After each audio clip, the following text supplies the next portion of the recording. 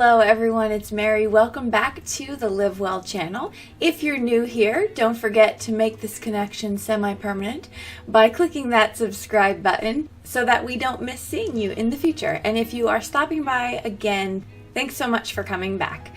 So today I want to talk about social wellness. Yes, that is a pillar of wellness.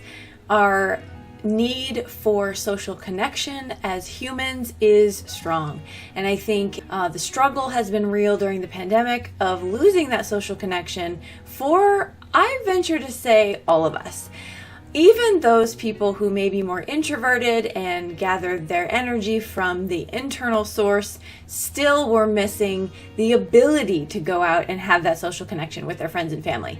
So I think it affected all of us, and from that I want to talk about why some of those things are so important, but also some of the ways that we can improve our social connection and make sure that we are having healthy relationships. Now, the first topic I want to talk about is actually about yourself. I want to discuss self-love and why acceptance of ourselves is so important and how that plays into the connection with other people. I can tell you from my own personal experience of having a lot of self-doubt and negative talk, negative narrative in my head really affected me during the times when I was really down and out. Now, I've always sort of been an optimistic not sort of, who am I kidding? I've always been an optimistic person, kind of dubbed a sunshine pumper every now and again. However, during my most difficult time in my life, which was about 2019 to 2021, I realized that a lot of the things I was feeling, I was perpetuating and making worse with the narrative that I had going on in my head. And it just wasn't helpful. Since I've been doing a lot of personal development and just work on myself, I have made a commitment that I would only speak to myself in the same way that I would speak to someone that I love.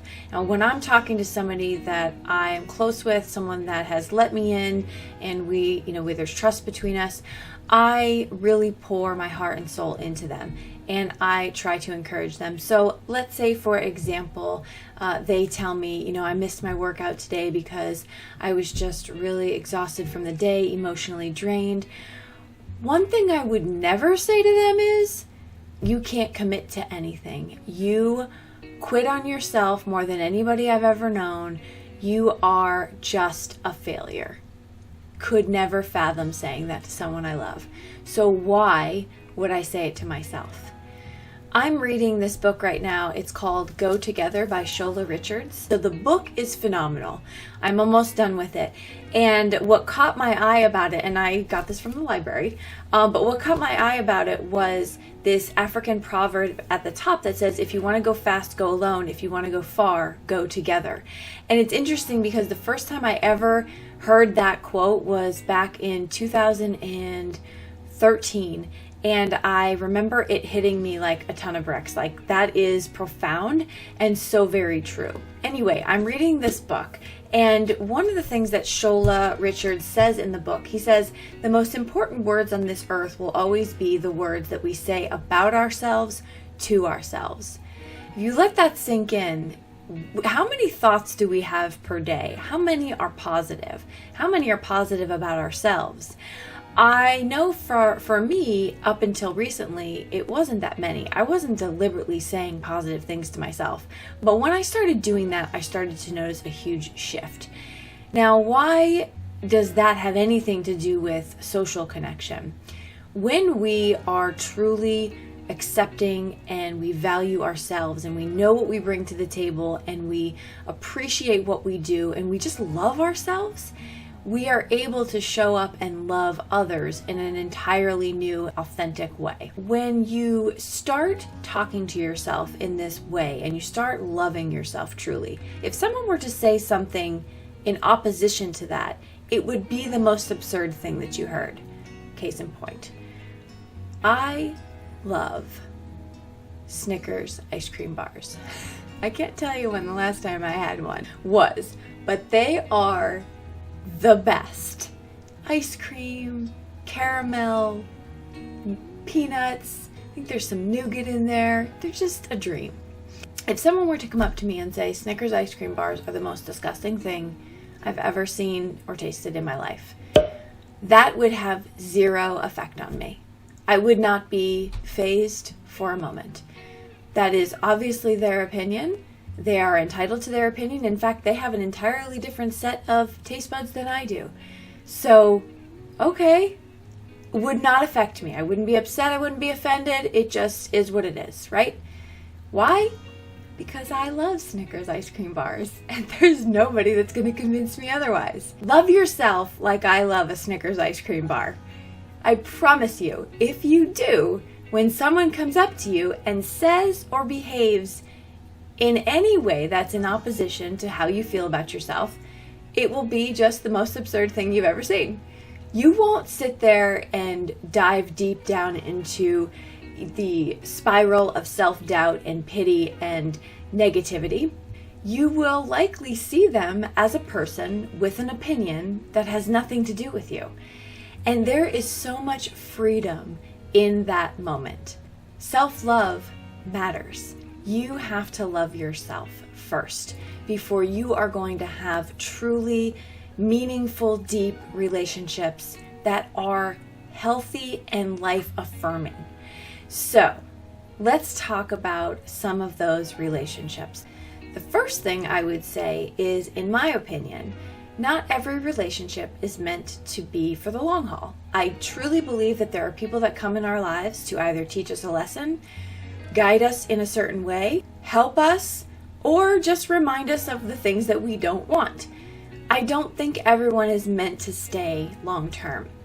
When you find your forever people, it's amazing. And I have quite a few forever people, and I'm truly blessed. But I also realize that friendships can end in breakups just like romantic relationships. I can tell you that it's okay. It is okay to not stay friends with everybody all the time. And I say that as if you're struggling with that, but I'm saying it because I struggled with that. When I was younger, I would have friends in my life, and I would hold on to those friendships past their expiration date. And it really did no one any good. When I started to realize that we are all on a growth journey, and sometimes people grow in different directions, and that is okay. There is nothing wrong with that. It might not always end amicably, and that's all right too. Point is that I realize there's a certain juncture when you find the relationships really not serving you in the way, and you're probably not serving them in the way that you can to help each other's growth. We can just really appreciate what the relationship brought us, and then bless and release and move on. There doesn't have to always be this big dramatic exit point from every single relationship in our lives. And I say that because I think we get caught up so much in the trying to prove that you were in the right and they were in the wrong, when really, when you look at it from each other's perspectives, of course the other person's going to be in the wrong. So I think it's just more important to focus on, what did I learn from this relationship? What did it help me see? What can I walk away from? And then just move on. The next relationship I want to talk about is family. So family is a very interesting dynamic. I have had the unique opportunity to move around the world for the last few decades as I served in the military, and picked up family members at every single duty assignment that I had. I use the word family because I am a firm believer that that has nothing to do with bloodline or DNA.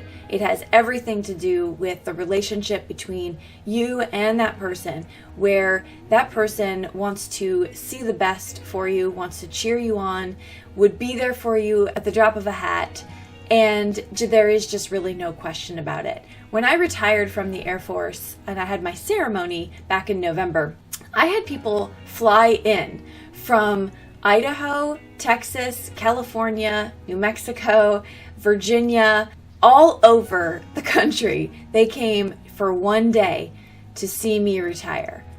That's family. That is family. And I think we get really caught up in this obligatory feeling of the relationships that we must keep with those that are blood related. I feel like that can be really troublesome if that relationship is not life affirming. And so I wanted to just take this time to encourage you to really evaluate the relationships that you have in your life. Are these people making you want to be a better version of yourself? And if you want to be a better version of yourself, are they cheering you on? Are they open-minded? Do they want to know all the good in your life as well as the bad? Are they sharing of themselves? These are people that you want to keep around in your corner. I don't care that they're your sister, brother, mother, father, uncle. It doesn't matter. If they're not adding to your growth journey, then you might want to distance yourself so that you can continue on in a healthy way. Okay, let's talk social media. So social media is social for a reason, because it's an opportunity for us to interact with one another through the interweb. Now, I think we all know the pitfalls of social media and what it can cause in the negative realm. But I have used social media and cracked their algorithms to my benefit. What I mean by that is I truly love my social media platforms. When I open up Instagram, Facebook, YouTube, I am flooded with all the literature, information, wonderful sharing from people that is positive, life-affirming information. And I would recommend that you do the same for you. I was deliberate about this though. I went in and I got rid of all the toxicity, all the divisive speech. I got rid of anyone that was looking to pick fights, anyone that was just putting negative things out there. I didn't want to be surrounded by any of that anymore. It's not like I'm trying to live in this false reality, this Pollyanna-like world. I will go and I will seek out the news sources that I feel are going to give me the information that I need so that I'm in the know, but I don't need to be inundated with all the things all the time, all day long. And so that's one thing that I wanted to definitely recommend to you is go in and clean up your social media. What are you looking for? What do you want to see every day that you know is actually going to bring you growth, that's going to help you move forward? If you're in a bad spot, that's going to help you get out of it and not keep you in it. So during this pandemic, I think, like I had mentioned earlier in the beginning of the video, I think a lot of us had issues with not being able to reach out and have that social connection that we were used to.